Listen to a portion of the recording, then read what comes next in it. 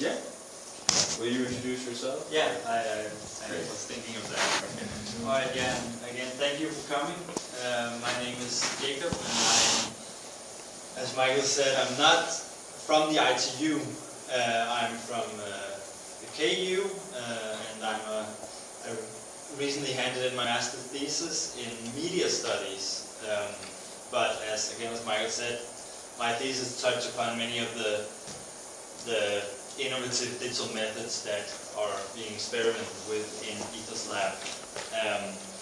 And again, just one last thing about the workshop. Like, if there is anyone here who hasn't signed up for the workshop but they'll want to participate, it's just that you're gonna be participating on your own terms, because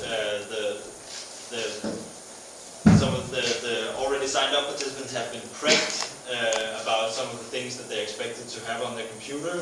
So if you do attend anyway, like you're gonna have to catch up. Yeah, just a quick note. All right. Yes, I think that's again. I only recently got my master's degree, so I don't have a long curriculum to relay to you. So I think I'm just gonna jump into it. So I call this presentation called the Big Data as Method and Habermas as Theory. And just to go to the first part, if you're wondering what does this title actually mean,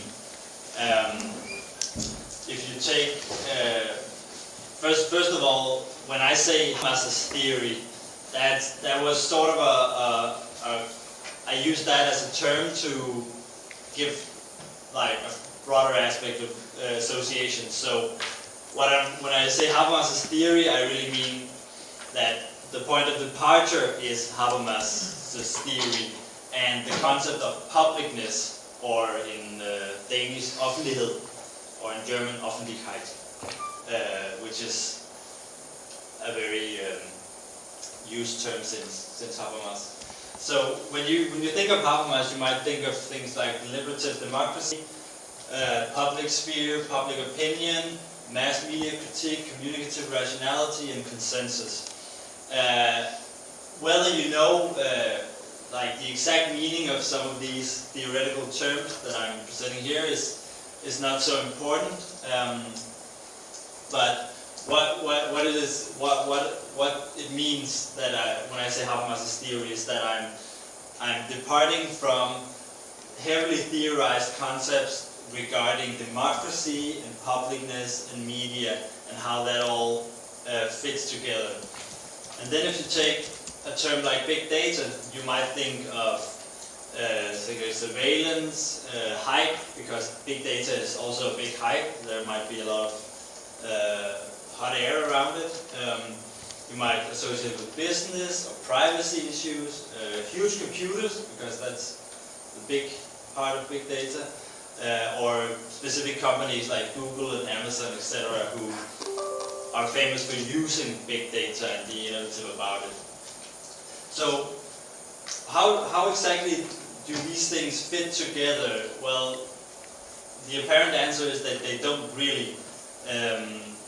This is what I wanted to do in my thesis. I wanted to take some heavily theoretical area like Habermas and the theories that has spurred, and then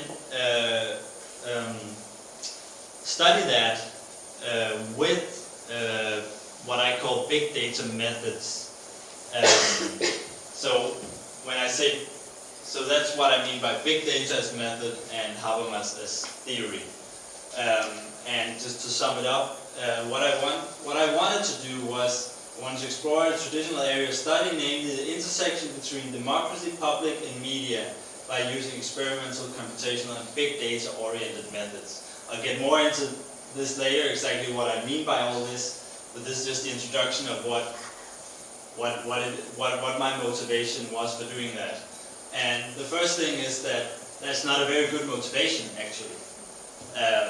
because, as I write here, it should be about what you want to study and not how you want to study it. Because when you do research, you are often supposed to study something and not be so crazy about how you study it, except if it's purely methodological, theoretical things. So I had to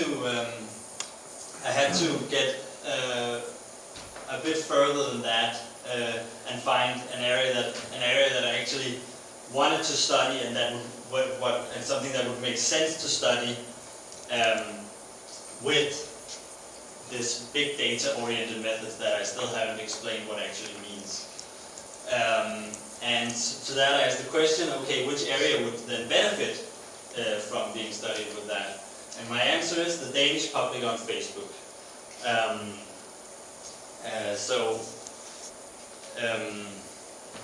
Yeah, that's actually just my answer. I think I'll explain why instead.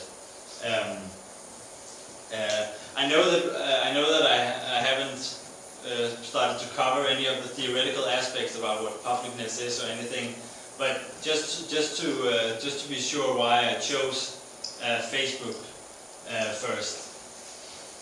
Danes are very active on Facebook. Compared to most other countries, we're a population of very, very active Facebook users. There's I think 3.5 registered users, and the amount of users who actually log on every week varies a bit. It's not 3.5, I don't remember the exact number, but Danes are in general very, like out of the entire population, we're very active folk on Facebook. Facebook also represents a much wider range of the population. So, in opposition to Twitter, for example, Twitter is often referenced by journalists as this public media forum where a lot of political debate is taking place. But the truth is that only 10 or 12% of the Danish population is actually on Twitter, and it tends to be kind of a very elitist media, journalist-oriented media. So I thought that Twitter would be too restrictive. At least the analysis would be of something else. Both media and politicians are widely represented on Facebook. There is 145 members of parliament, of the old parliament. I haven't counted since the election 2005, but last was 145. So that also makes it a good study. And also, Facebook has a distinct and very accessible public side to it. I know that a lot of you think that Facebook is mostly about, and it is actually mostly about personal pages and private messages, but Facebook also has this very distinct public area, like all the public politicians, public organizations, everything. They have public pages, and that is how a lot of institutions and organizations choose to represent themselves. And to that, I have to add that a guy called Axel Bruns has talked about when you work in this interdisciplinary experimental field where you use big data and digital methods, you have to be aware of what he calls the data bias. That studies within this interdisciplinary field tend to be oriented towards what data is available, and that is again a bad point of departure for choosing an area to study, because you shouldn't choose something just because the data is available. That instills a bias that is potentially damaging. So I chose to do it anyway. So I'm just mentioning here that is something that you generally have to be a bit careful about. All right. So I'm trying to go into the theoretical part. Again, I'm going to try and cover my entire master's thesis and the theoretical aspects within it.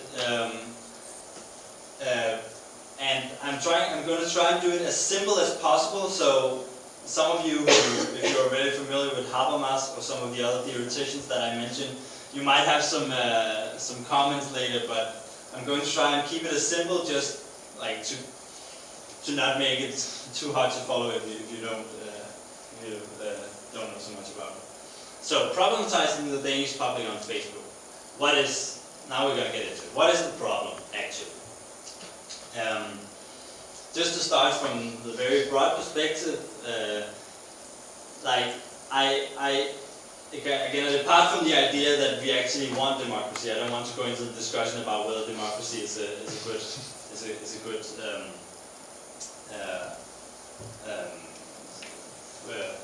organization for society. But so apart from the idea that in general we want an open, healthy, and effective democracy. And to that we have to, at least in a Western modern democracy, we have to accept that what is called publics and media is all intermingled with democracy.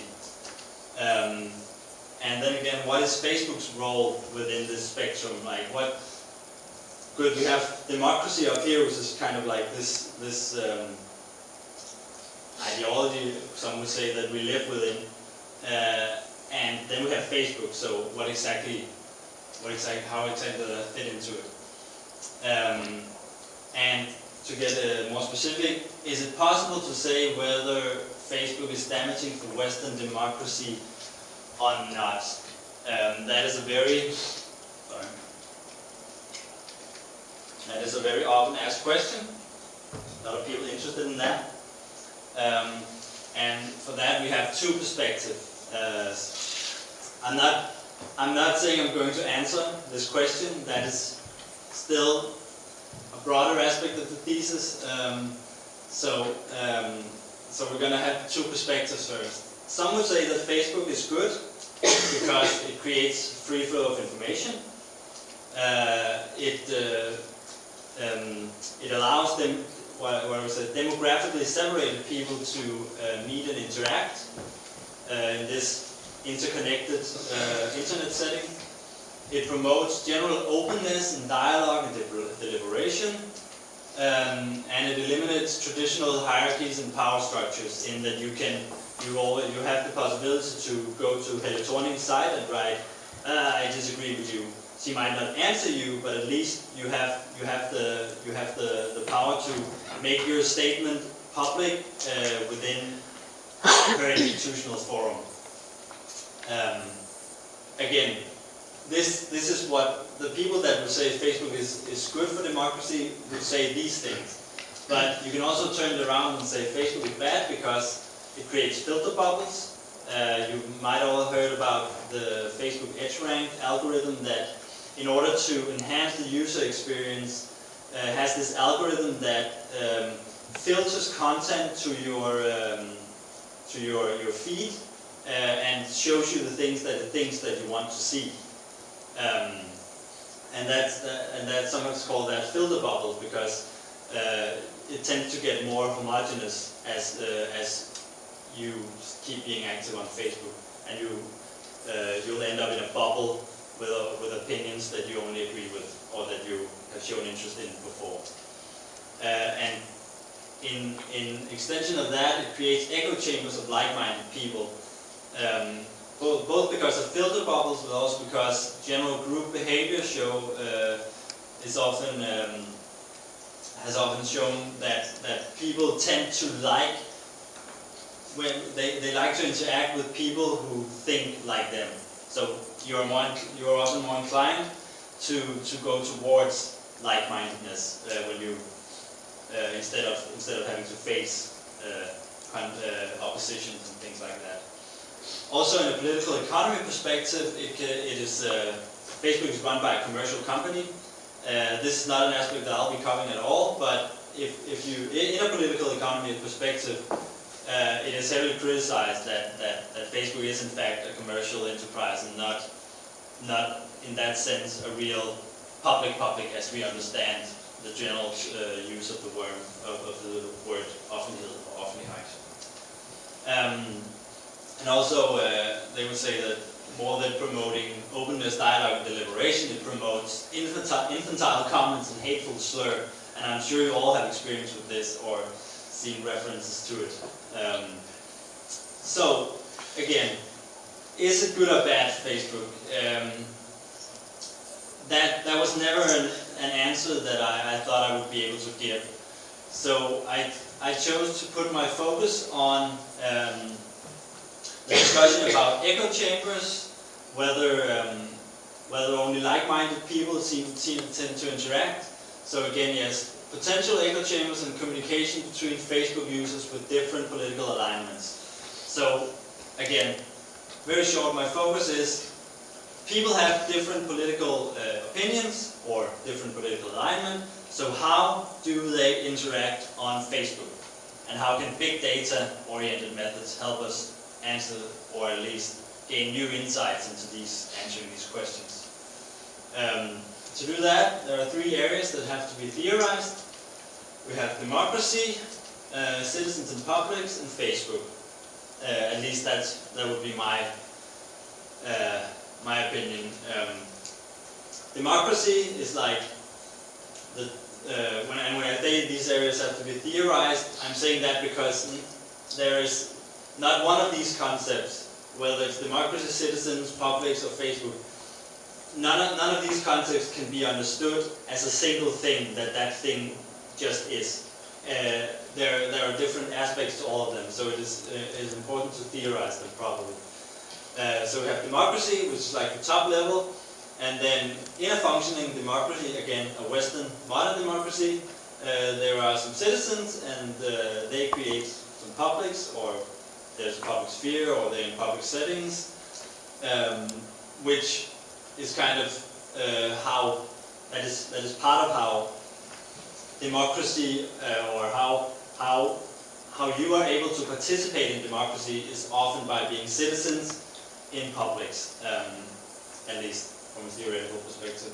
And then at the very bottom we have Facebook. You could exchange Facebook with just media, because Facebook is part of a much bigger media sphere that I'm not going to be covering at all. I choose to focus on just Facebook. So we have to connect these theorize and connect these three concepts. So I'm just going to dive right into it.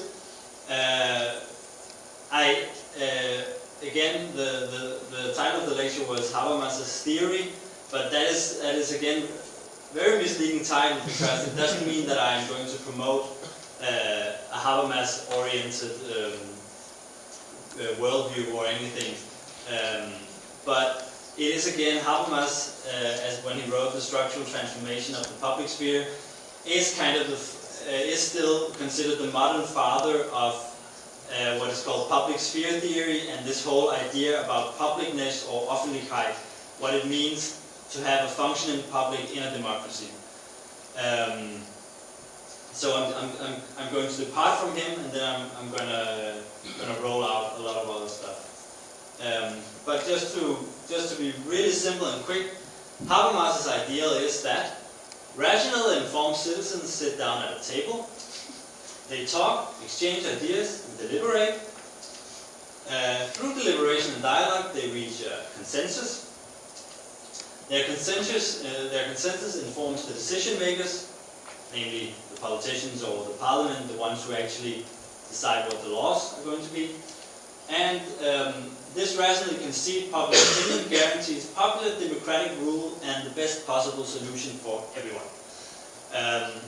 Again, that is this very, very simply describes what Habermas's ideal is, both in terms of publicness, democracy, and public opinion.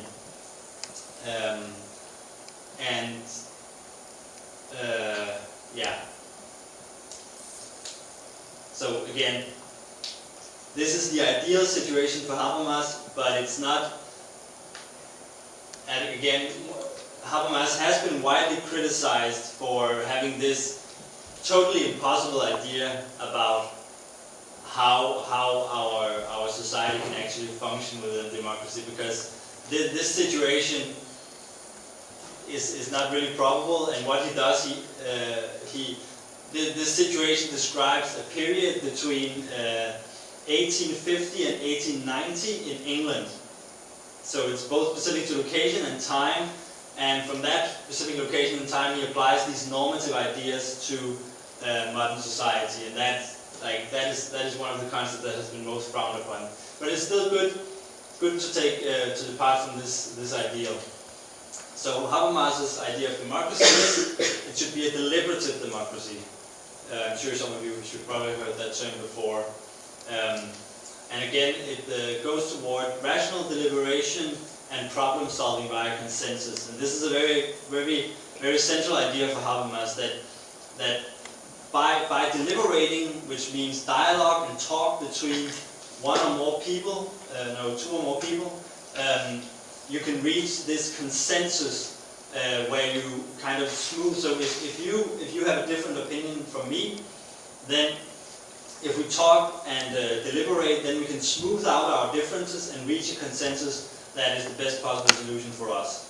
That's very central to how we thought that a society should work. And then we have Chantal Mouffe, who is one of the most, at least in modern times, one of the most outspoken anti-Habermasians. And she says her idea of democracy, Mouffe's democracy, is that rationality and consensus is a form of exclusion that gives legitimacy to current power structures. So what does that mean? That means that by imposing this view that rationality and reaching a consensus should be the primary form of informing the lawmakers, that can only work within the already established power structures there is. So only the current hegemony is what will reach consensus anyway. So it excludes other opinions from democracy. So instead, democracy should be a clash between provisional hegemonies and not a stable thing. Again, Habermas has this view where democracy is a stable thing, where a consensus is always being worked out. But Mouffe would say that democracy is never finished. It should be a constant and violent clash between opposing hegemonies. And she would also say that power relations cannot be eliminated through consensus, but only challenged by making them the center of democratic debate. So she has sort of the opposite view from Habermas, that again, we should not focus so much on consensus because it will end up excluding the not, like, if I say to you, if rational consensus is the main thing that we should go for, then if you have a very outrageous radical opinion, then I can just say that you're irrational, and then by that I will exclude you from it, at least in a very simple way. So that brings us to public sphere and public opinion. So now we go down a level from these ideas about democracy. We should find, so within that, how should public sphere and public opinion work? And the public sphere is a very loosely used term often. Again, it refers to this public that we are in. So if you're out on the streets, you're in the public sphere, supposedly. But it has been used so much that it doesn't really mean anything anymore. What I mean by it is that it is the place where the individual citizens negotiate their terms within the democracy. And again, following Habermas's view, this should still be this should be done as a deliberation between rational, informed citizens. So kind of what's happening in Parliament when the politicians are on the stand and they argue and discuss things. They are kind of doing this deliberation, except Habermas would say they aren't doing that anymore. Sorry, I have to take a drink as my mouth is very dry. I hope I'm not going too fast. All right, just to recap. Again, the liberation, rational, informed citizen versus the personalist political, and this is again a critique that has very much inspired both Muffe and later critics. It is originally a feminist critique and is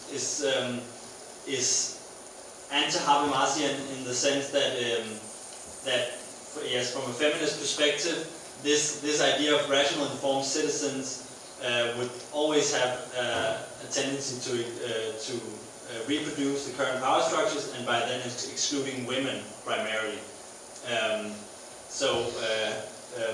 Hanisch formulated this very reused quote in 1969 that the personal is also political.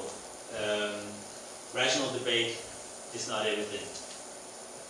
I know this is not such a pretty picture, but just to explain how this public sphere works. So again, this departs from Habermas's idea about how society can be categorized into spheres.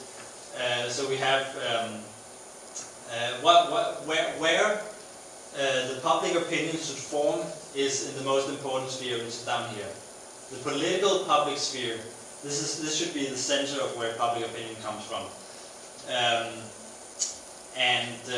What Habermas says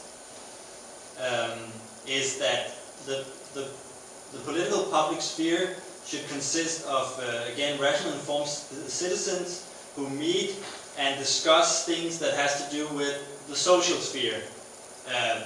Habermas calls this social sphere. He actually calls it the private sphere, but a lot of people have misunderstood that term through time. So in this newer formulation, it's called the social sphere.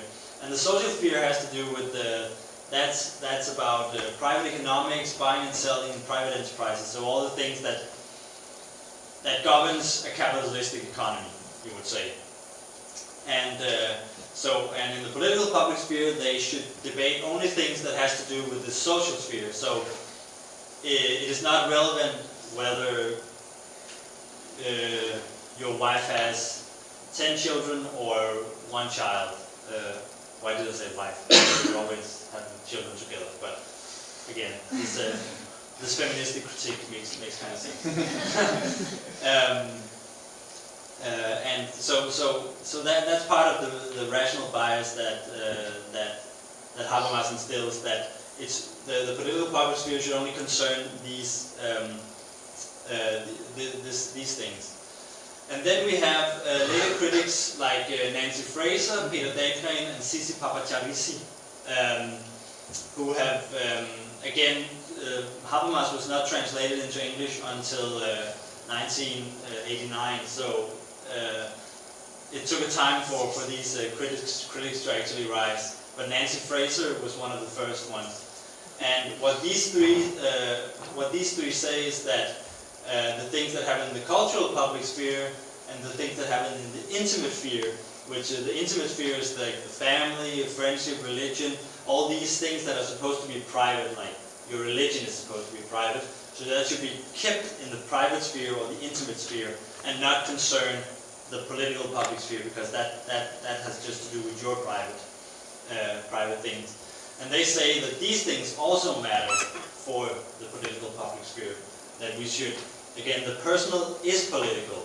Like we can't just exclude these things from it. The cultural public sphere is where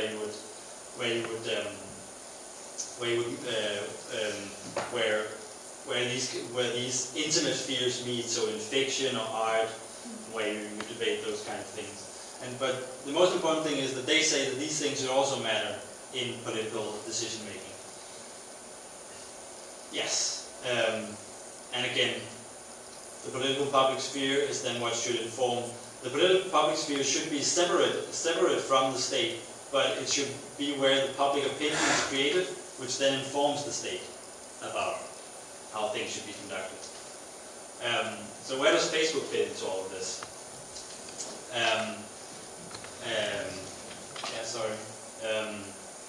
Again, Facebook has been, for some of the optimists out there, they would say that Facebook fits this Habermasian ideal, because in a very superficial way, Facebook is this open forum where you can meet different people and you can deliberate, and maybe the politicians will see it, and public opinion can create, public opinion can rise, and so you have this open room of debate. But what is the media role that Facebook actually plays? I've categorized this into two things in my thesis. I call it personal medium and communicative genre. I think I'm going to go over this a bit fast because it's, many of these concepts are, I'm just going to jump into it. So just to be sure, Facebook as a personal medium, said by Rasmussen here Rasmussen, the Norwegian theoretician in 2014. 3 points that I want to make is that Facebook is deeply embedded into the routines of daily life. I know many of you might be thinking that Facebook is not really part of your daily life, and that can be true for some, but in general it has become a medium that is always there. Like, you have, even if you're not very active on Facebook, you still think of it as a very natural part of your life if you just write a quick Facebook message to someone. It is a medium of the self and self-presentation, and that means that it centers on the self and the personal aspects of your life, and it's not, what I'm really saying with it is that it's not necessarily meant for a political discussion of any kind. It's much more, some would say narcissistic, but at least has to do with your personal narrative and how you present yourself and how you want your identity to be viewed. And an important point is that Facebook is not anonymous. It is possible to create false profiles, but studies show that it's a very, very small percentage of profiles that are actually fake. So most of you are not anonymous on Facebook. You have your real name there, and people might be able to extract personal information about you. And in that way, it's also important to emphasize that it's not in the 90s, when the Web 2.0 revolution was in its beginning and everything. People thought of chat rooms and virtual worlds as this separate thing from reality. That you go online and then you create a completely artificial persona. But now it is actually not. It is much more, again, embedded into our daily life. So it's not something that has its own virtual world. And then, as a communicative genre, the term communicative genre is not something I will spend time on rolling out right now. I rather just want to emphasize that within Facebook, even though it's a medium, a personal medium, a medium of the self and self-presentation, it also has this public aspects. Like you have these public pages where you act out in a much more public setting. So when you write a private Facebook message, or if you post something on your wall, then you are still within your personal network and acting within that. But if you post on a public page on Ekstrabladet or anywhere, then you act as a distinct and much more public person. So it's important to understand that when this is why it says technology meets users, communicative practices become established, that you are very, very aware. Most are very aware that they act out in distinct public ways on public pages. So so it has to be understood as its own special subgenre. And within this public, on these public pages, it creates obscurity, network public, imagined audience, and collapsed context. And just to say very quickly what that means, it's a very, some very exciting concept that I would recommend that you read up on if you want, because it has a lot of potential, though not so famous yet. It means that when you are in these, if you are on a public page, you don't really know who you are communicating with.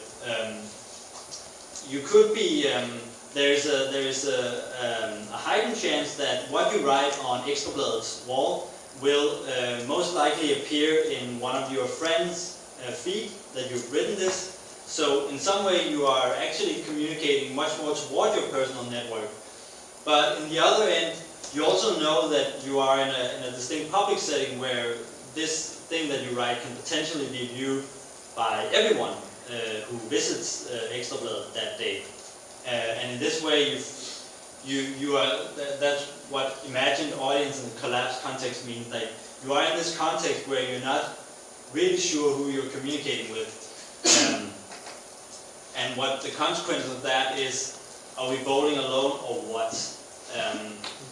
If some of you might know Putnam, as I put down in the corner, who made a study in the early 21st century, where he concluded that the feeling of community is declining in the world. Like there are much less people who are involved in party politics. There are less members of local communities, political communities.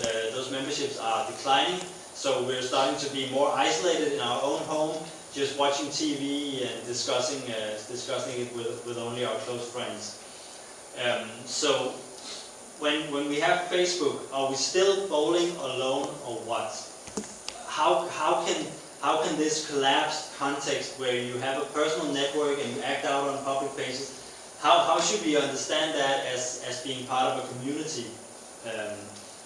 Again, that is one of the questions that I'm actually looking at in this thesis also. So the answer, or what I think could be the answer, will come later. Okay. Check my time. I think we're somewhat on schedule.